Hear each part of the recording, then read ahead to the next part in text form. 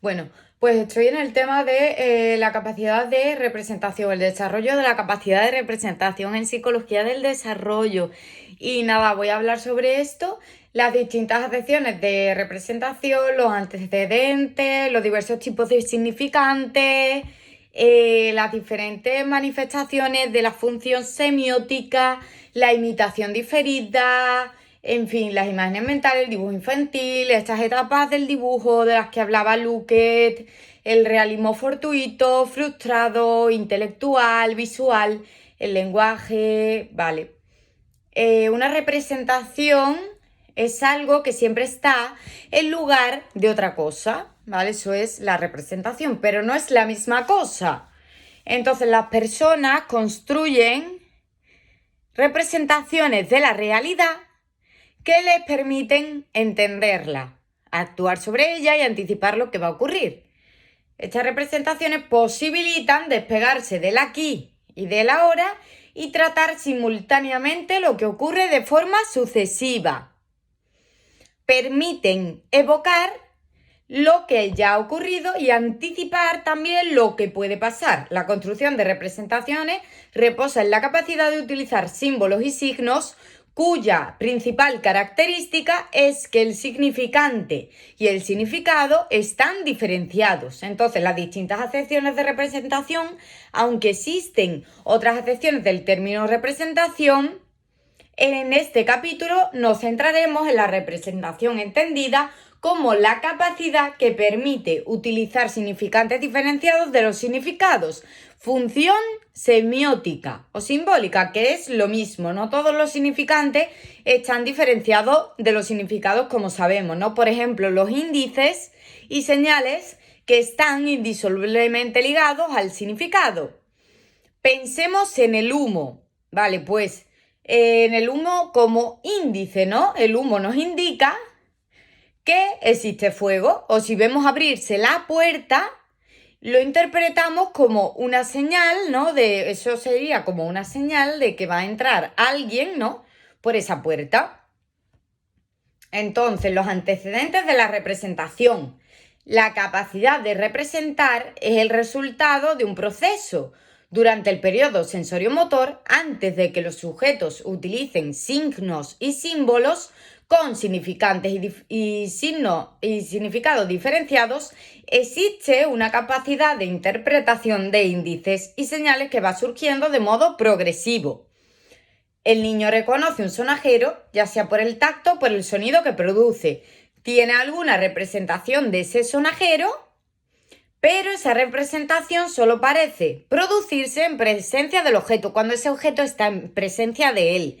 Entonces, para Piaget sería necesaria la posibilidad de referirse a él, o sea, al objeto, sin que éste esté presente para que pueda hablarse de esa representación para Piaget, ¿vale? Sería necesario la posibilidad de referirse a él sin que esté presente, para hablar de representación, ¿vale?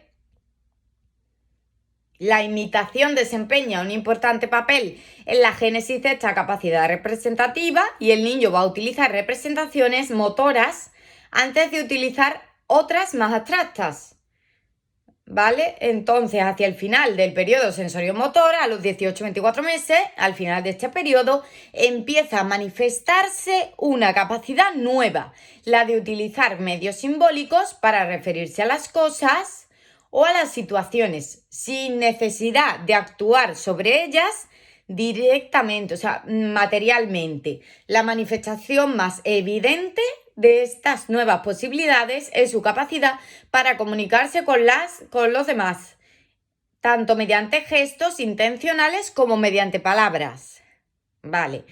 La más evidente de estas posibilidades es la capacidad para comunicarse con los demás, tanto mediante gestos como mediante palabras.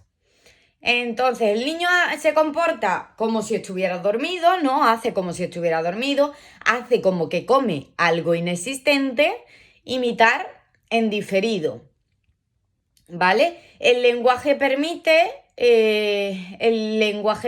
por medio de palabras actuar sobre las cosas de una manera indirecta, el dibujo también, y el juego simbólico, actuar sobre las cosas de una manera indirecta.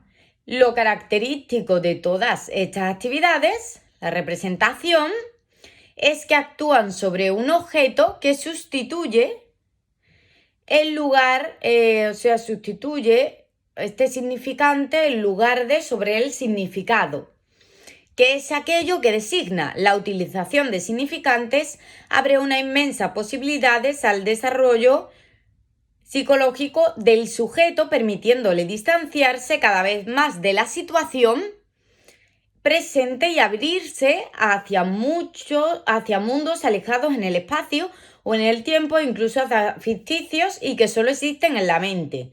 Entonces fue un mérito de Piaget darse cuenta de que hacia los 18 meses, como hemos dicho, aparecen las manifestaciones de esa capacidad de representación a la que llamó esta función simbólica, ¿no? Estas manifestaciones, que son 5, ¿vale? Son 5, que después las veremos. Diversos tipos de significantes que pueden estar diferenciados del significado o no, ¿vale? Es posible distinguir 3 tipos de significantes atendiendo a su grado de conexión, dependiendo del grado de conexión que tengan con el significado, ¿vale? Índices o señales, en este caso el significante, es una parte o una consecuencia del significado. En el caso de los símbolos, la relación entre significado y significante está motivada. Signos, el emparejamiento entre significado y significante es arbitrario, ¿vale? Son los distintos tipos y sus distintas relaciones entre significado y significante, ¿vale? Sus conexiones. Vale. Aquí vemos, por ejemplo, la palabra maestra, ¿no? Por ejemplo, pues sería, el significado sería el nombre, ¿no? De maestra. Palabra perro, significado animal, el animal, ¿no? El nombre, ¿vale?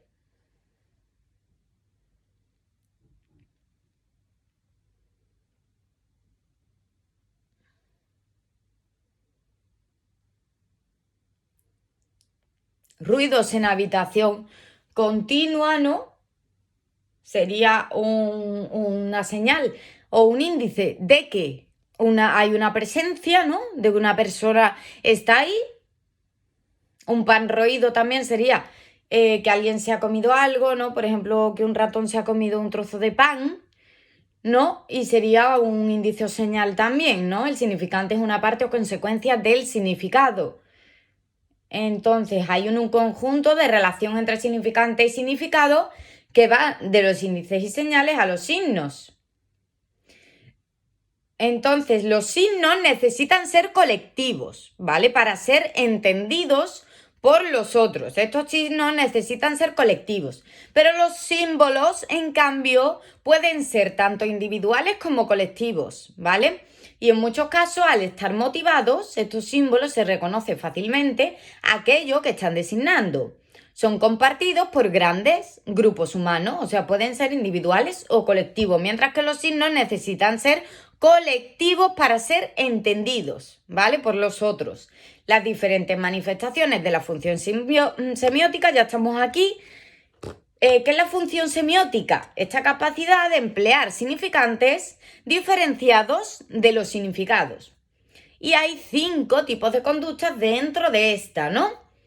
Que sirven de vehículo a la representación: la imitación diferida, la imagen mental, el dibujo, el lenguaje y el juego simbólico. Hacia el año medio de vida se empieza a desarrollar la capacidad de utilización de significantes, esto es importante, significantes diferenciados de significados, es decir, símbolos y signos, ¿vale? Símbolos y signos. Y entonces las siguientes manifestaciones, vale. Imitación diferida, que es imitación en ausencia del modelo, que pone de manifiesto la existencia de modelos internos de lo que se está imitando. O sea, este niño, ¿no?, que ya realiza esta imitación diferida, en ausencia del modelo, realiza esta conducta cuando el modelo a imitar ya no está presente, Esto pone de manifiesto la existencia de modelos internos de lo que se está imitando, ¿no? El niño ya dispone de un modelo interno de lo que se está imitando. Juego simbólico, pues se producen situaciones de una manera simbólica, ¿no? Dando un significado a elementos de la situación, como cuando hace que juega con un palo, ¿no? Como si fuera con el palo de la escoba, ¿no? Como si estuviera montando a caballo, ¿no? Pues con ese, de una manera simbólica, dando un significado a elementos de la situación y utilizando símbolos dentro de ella. Imágenes mentales, ¿no? Estas imágenes mentales se pueden entender como una imitación diferida, pero no solo diferida, sino también interiorizada, ¿vale? Imitación diferida e interiorizada, estas imágenes mentales. Se trata de representaciones de una situación que no se reducen a las huellas de la percepción. Imitación diferida e interiorizada se trata de representaciones de una situación que no se reducen a las huellas de la percepción.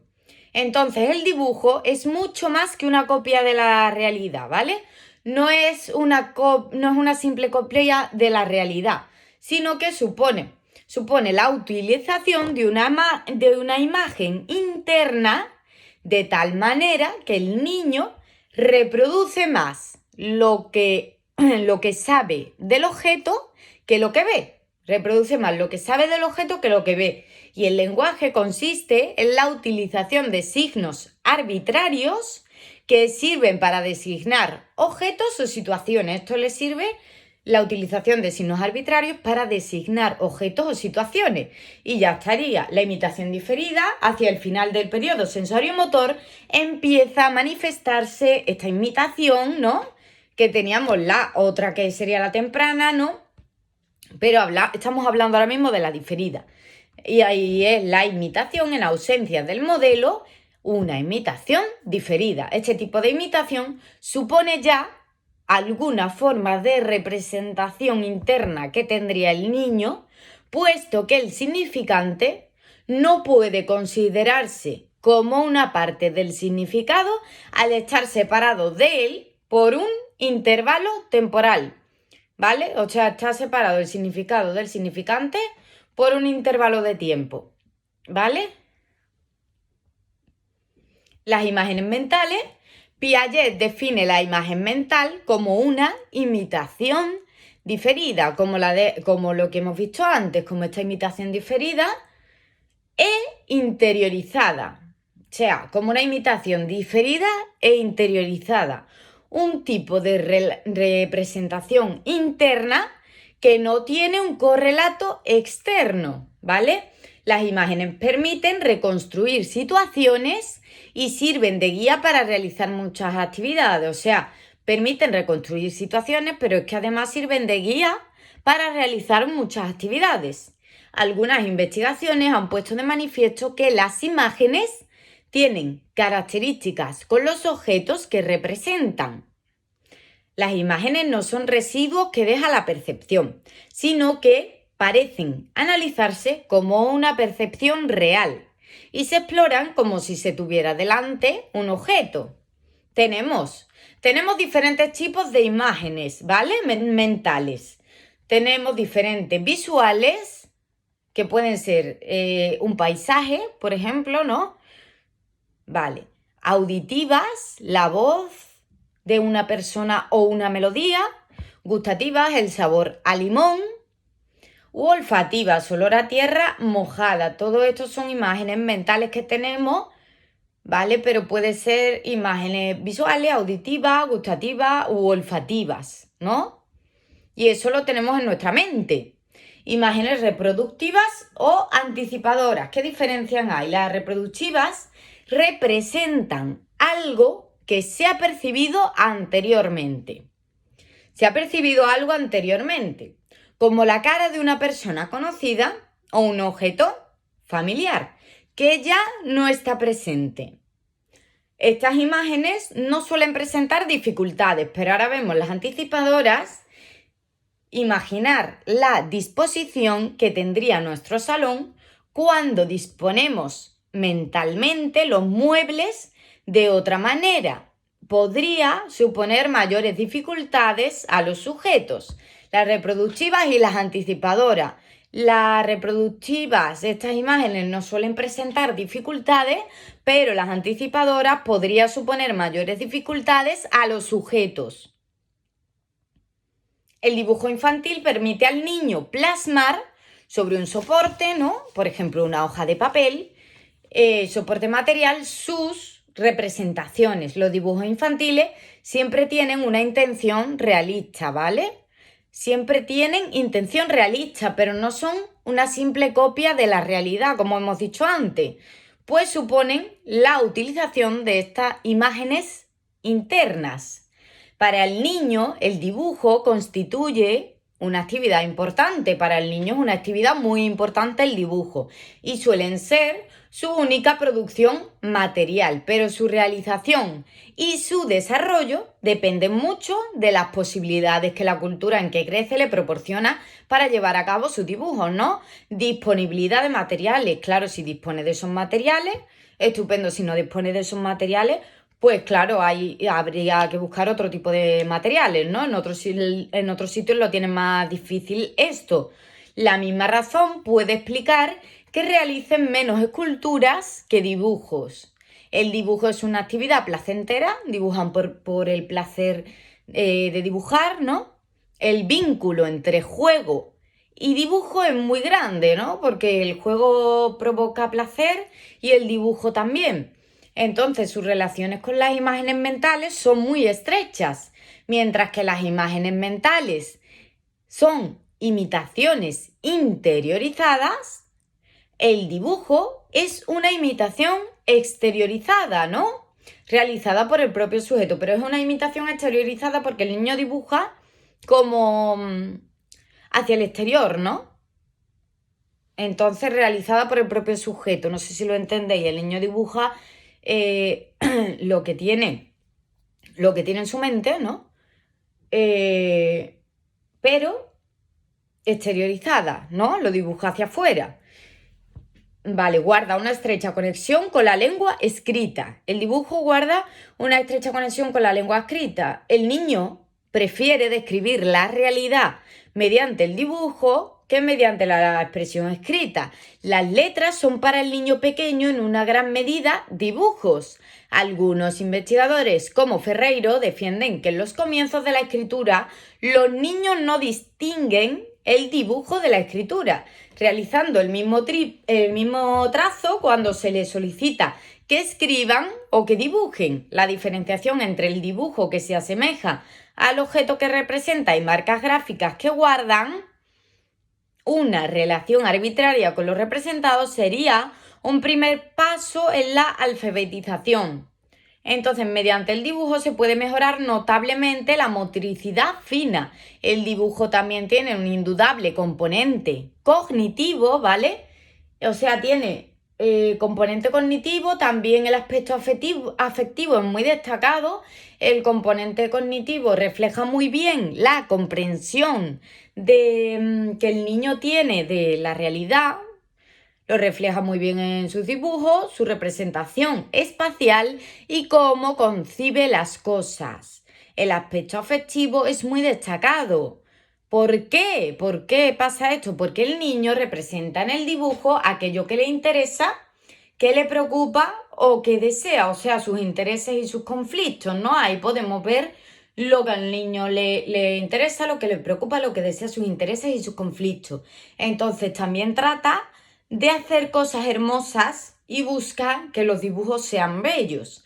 Se han construido pruebas tanto de inteligencia como de desarrollo afectivo basadas en el dibujo y muchos psicólogos clínicos infantiles utilizan el dibujo de los niños como vehículo hacia la afectividad del niño, ¿no? Le sirve a muchos psicólogos clínicos, lo utilizan. El dibujo tiene una característica que lo diferencia de otras actividades infantiles, pues es la única producción material del niño. Probablemente empieza a dibujar imitando a los adultos después de ver cómo estos dejan una huella. Entonces, los niños ven que tienen una posibilidad de dejar una huella al hacer estos dibujos, de tener una influencia, de influir sobre el medio que les rodea, ¿vale?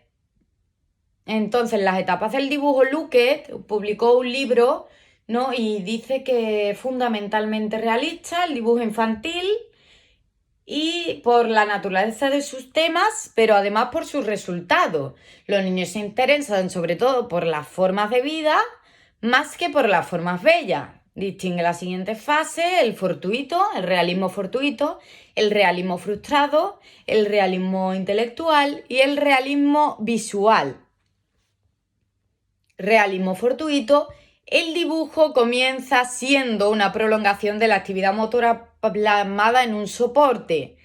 Los primeros dibujos de los niños se conocen como garabatos. Primero, el fortuito son los garabatos, líneas dejadas sobre la hoja que reproducen los movimientos que el niño está explorando.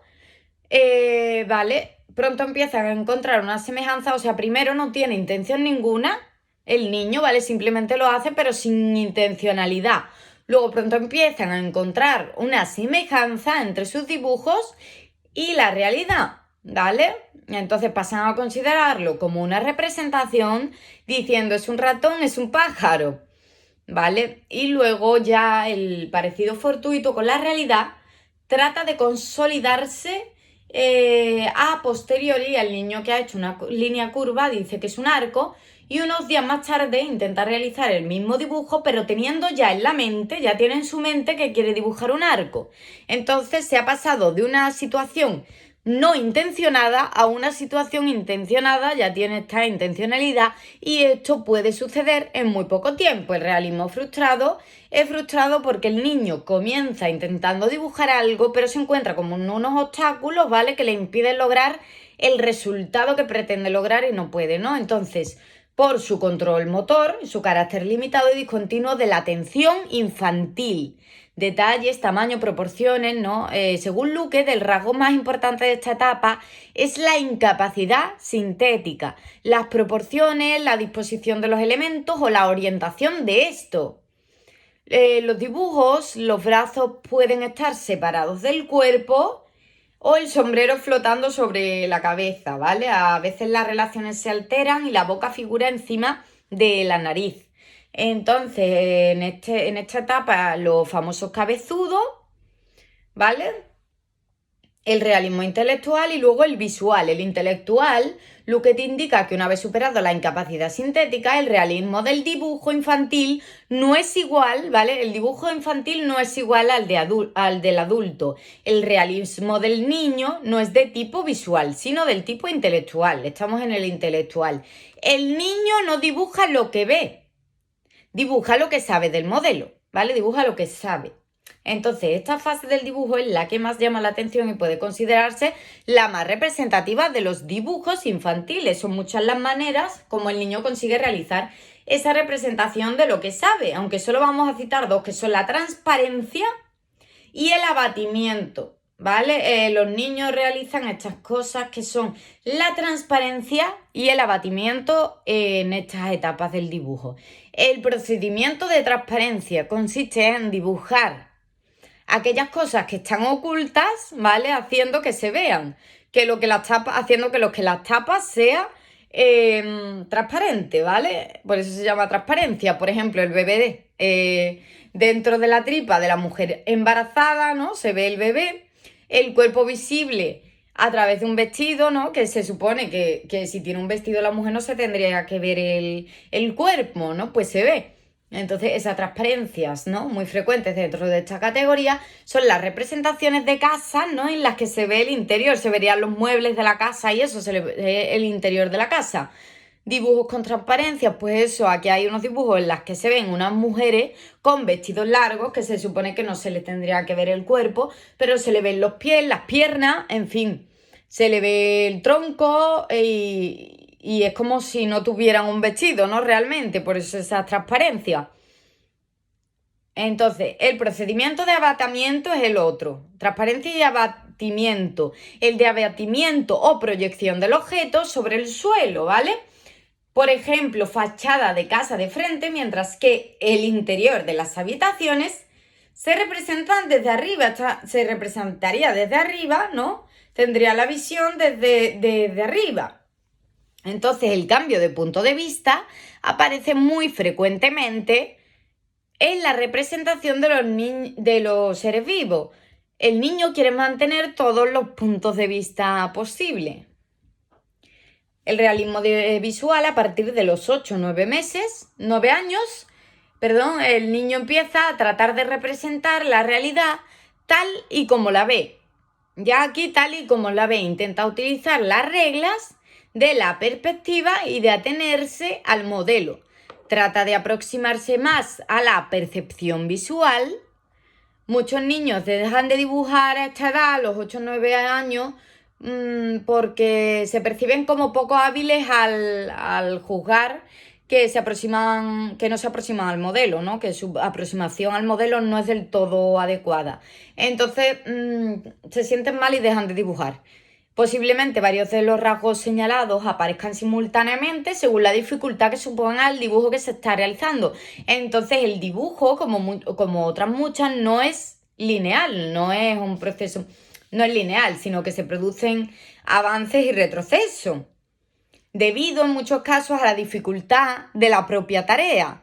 Entonces, ante una tarea más difícil, el niño recurre a procedimientos que ya había desechado en situaciones más sencillas, recurre a esos procedimientos.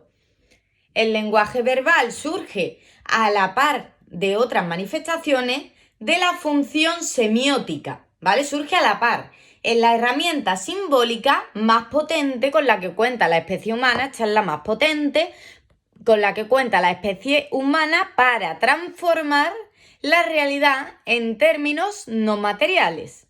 Se caracteriza por el uso de signos, por tanto, en el lenguaje verbal, la relación entre significante y significado es arbitraria, ¿vale? El juego simbólico constituye otro vehículo de la representación, constituye en un juego de simulación. O sea, consiste en un juego de simulación en el cual los participantes se comportan como si hicieran tal cosa, como por ejemplo montar a caballo sobre una escoba, que es lo que hemos dicho antes en el juego simbólico, o recrear situaciones en las que adoptan un papel social distinto del propio, ¿no? Un papel social son la mamá, el papá, la maestra, de gran importancia en el niño de entre los 2 y los 6 años. Piaget señala que en su inicio el juego simbólico está muy ligado a la imitación diferida.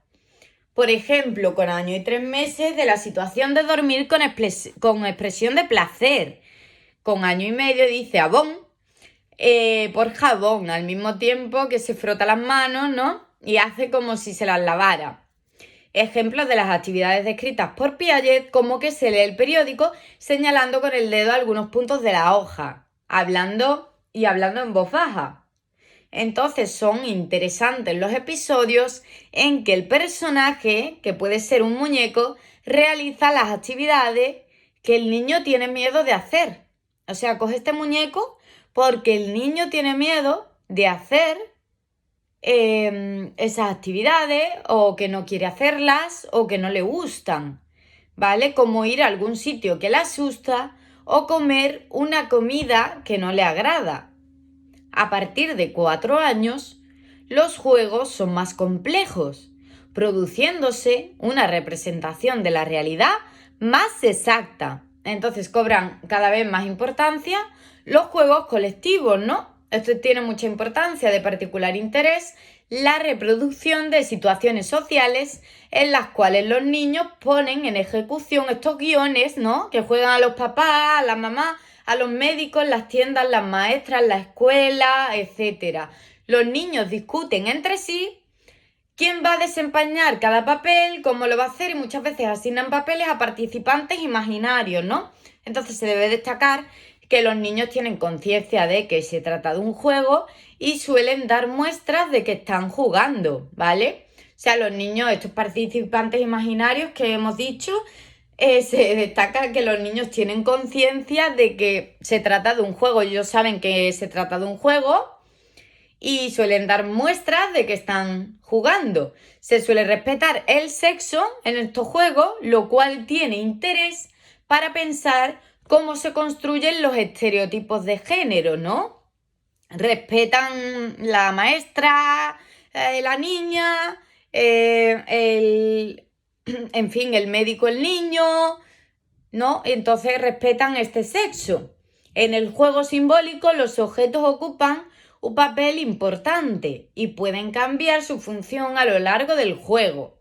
La importancia de este juego de representación para el desarrollo del niño es enorme, favorece sus interacciones sociales, ¿no? Es muy importante, favorece sus interacciones sociales y sirve para la resolución de conflictos al permitir expresarlos de una forma simbólica. A través del juego el niño manifiesta sus sentimientos también, o sea, manifiesta sus sentimientos, sus deseos y su relación con la realidad. Y por eso el juego simbólico ha sido muy utilizado como método para el diagnóstico y el tratamiento de los niños por los psicólogos clínicos. Esto ha sido utilizado por los psicólogos clínicos, el juego simbólico. A través del juego, el niño realiza una exploración de la realidad, tanto física como social. El juego le sirve para practicar sin riesgo, como dice Brunner, y le permite repetir, ¿no?, el número de veces que quiera esto, las mismas actividades. Realizar un incontable número de veces las mismas actividades. Esto lo dice Brunner.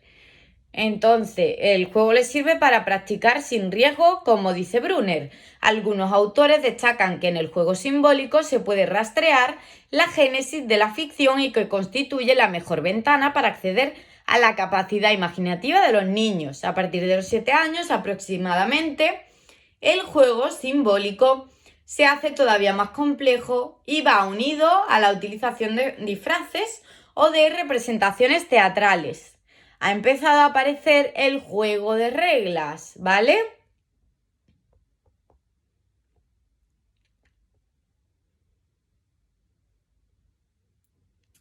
Vale, voy lo último y lo dejo aquí. Me quedo en las características del juego y lo dejo aquí, ¿vale? El juego en su conjunto y en sus distintas variantes es propio de la actividad humana en sus distintas etapas. Bajo el rótulo de juego englobamos una gran cantidad de conductas que realizan sujetos de todas las edades y que pueden ser muy diferentes entre sí. Pese a su diversidad, todos los tipos de juego se caracterizan porque su práctica constituye un fin en sí mismo, son placenteros, se juega por jugar, ¿vale? Se juega por jugar, porque da placer. El primero que realizó un trabajo considerable sobre el juego fue el escritor alemán Karl Gross, quien a finales del siglo XIX publicó 2 libros, uno dedicado al juego de los animales y otro al juego de los seres humanos. Entonces, la posición de Gross puede denominarse la teoría del preejercicio y Gross sostiene que el juego, o sea, la teoría del preejercicio sostiene que el juego es necesario para la maduración psicofisiológica y que es un fenómeno que está ligado al crecimiento. El juego consistiría en un ejercicio preparatorio para el desarrollo de funciones que son necesarias para los adultos, ¿no? Para estas funciones que después necesarias para los adultos. La finalidad del juego es la realización de la actividad que produce placer. Produce placer. El niño se interesa más por los procesos que por los productos de su actividad, lo cual le permite ejercitarlos con toda libertad. Los juegos motores, los juegos de actividad física, le permiten desarrollarse desde el punto de vista físico. Los juegos simbólicos, prepararse para actividades posteriores de carácter social. Vemos que para Freud el juego está relacionado con la expresión de las pulsiones inconscientes. Busca cumplir los deseos insatisfechos en la realidad, ¿vale? Esos deseos insatisfechos los quiere cumplir en la realidad. Para Vygotsky, él habla de esta importancia del papel social, ¿no? De esta interacción social. Entonces, el juego es una actividad social en la cual, gracias a la cooperación con otros niños, se logran adquirir papeles que son complementarios del propio. Desde su perspectiva, los objetos simbólicos cobran un significado en el juego a través de la influencia de los otros, ¿vale? Desde su perspectiva, los objetos simbólicos cobran un significado en el juego a través de la influencia de los otros, por la influencia de los otros. Brunner sostiene que el juego está vinculado a la inmadurez con la que nacen los seres humanos y que es la que les va a permitir producir una gran cantidad de conductas muy variadas y que dan lugar a una adaptación muy flexible. El juego permite que el niño experimente con conductas complejas, centrándose en la realización de la actividad, sin la presión de tener que alcanzar un objetivo. Y minimizando las consecuencias de las propias acciones, el juego permite ensayar combinaciones de conductas, teniendo además la oportunidad de explorar los materiales o instrumentos, descubriendo así muchas de sus propiedades. Piaget defiende que el juego consiste en una orientación que acentúa algunos caracteres de la actividad del organismo, cuya adaptación al medio depende del equilibrio entre estos dos mecanismos que decimos siempre, el de asimilación y el de acomodación. Depende de este equilibrio entre estos dos mecanismos. En la actividad del juego se produce un predominio de la asimilación, muy importante. En la actividad del juego se produce el predominio de la asimilación. El niño incorpora la realidad a sus esquemas, pero no se preocupa de acomodarse a esa realidad. Por tanto, sino que la modifica a su conveniencia, entonces dando lugar a lo que se denomina la asimilación deformante, ¿vale? Asimilación deformante. La comida que detesta en la realidad se convierte en una comida apetitosa que el muñeco toma con placer, ¿vale? La realidad se somete a los deseos del niño sin que éste tenga que someterse a las limitaciones que la realidad impone. Entonces el juego también está presente en otros animales, no solo en los humanos, sino que también está en otros animales, y cuanto más avanzado está un animal en la escala biológica, mayor es el tiempo que dedica al juego durante su infancia.